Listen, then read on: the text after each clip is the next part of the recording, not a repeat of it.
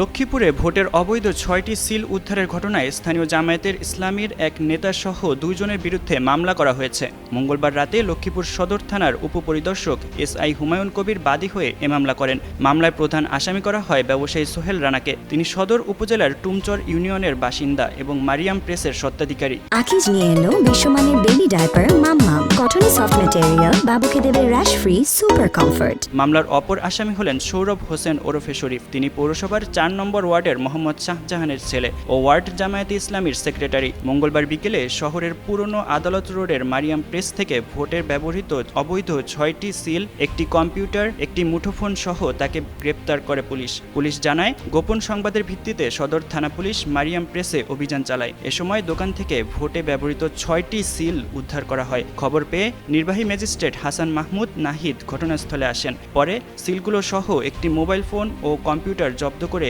আটক সোহেলকে থানায় নিয়ে যায়। লক্ষ্মীপুর সদর মডেল থানার ভারপ্রাপ্ত কর্মকর্তা ওসি ওয়াহেদ পারভেজ বলেন, প্রাথমিক জিজ্ঞাসাবাদে সোহেল রানা পুলিশকে জানিয়েছেন অর্ডার পাওয়ার পরই তিনি এসব সিল তৈরি করেছিলেন। তার দেওয়া তথ্যমতে সৌরভ হোসেন নামের এক ব্যক্তি সিলগুলো তৈরির অর্ডার দিয়েছেন। বিষয়টি অত্যন্ত গুরুত্ব সহকারে খতিয়ে তদন্ত করা হচ্ছে বলে জানান ওসি।